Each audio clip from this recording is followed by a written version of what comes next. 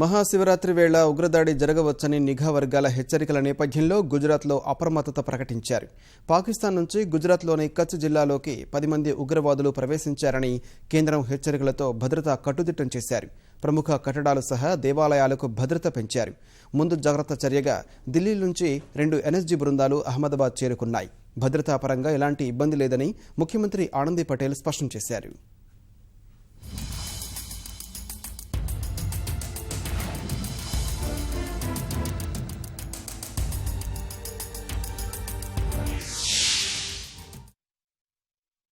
దేశంలోకి ఉగ్రవాదుల చొరబాటు మరోసారి కలకలం సృష్టించింది.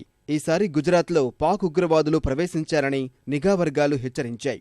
మహాశివరాత్రి సందర్భంగా విధ్వంసం సృష్టించే అవకాశాలున్నాయని కేంద్రం గుజరాత్ ప్రభుత్వానికి హెచ్చరించింది. వెంటనే రంగంలోకి దిగిన భద్రతా బలగాలు పెద్ద ఎత్తున గాలింపు చర్యలు చేపట్టాయి.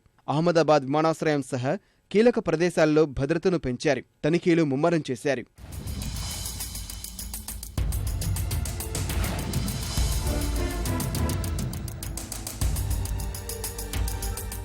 పోలీసుల సెలవుల్ని రద్దు చేశారు. ప్రధానంగా కచ్ జిల్లా తీర ప్రాంతాల్లో భద్రతను కట్టుదిట్టం చేశారు. కచ్, భుజ్లోని హోటళ్లలో తనిఖీలు చేపట్టినట్టు పోలీసులు తెలిపారు. రాష్ట్రంలో ఉన్న 2 జ్యోతిర్లింగ క్షేత్రాలైన సోమనాథ్, నాగేశ్వర్ సహా జునాగఢ్లోని భావనాథ్ దేవాలయంలో భద్రతను కట్టుదిట్టం చేశారు. వీటితో పాటు అన్ని ప్రధాన ఆలయాలకు భద్రతను పెంచారు.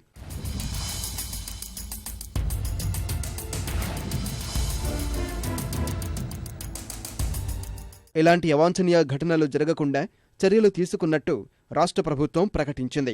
రాష్ట్ర హోంమంత్రి ఉన్నతాధికారులతో పరిస్థితిని సమీక్షించారు. అటు ముఖ్యమంత్రి ఆనందీ పటేల్ కూడా ఉన్నతాధికారులతో ఎప్పటికప్పుడు సమీక్షిస్తున్నారు. 3 నెలల్లో కచ్ తీరంలోని పాక్ నుంచి అక్రమంగా చొచ్చుకువచ్చిన 5 మత్స్యకారుల పడవలను భద్రతా సిబ్బంది పట్టుకోగా తాజా హెచ్చరికలతో రాష్ట్ర అధికారులు మరింత అప్రమత్తమయ్యారు.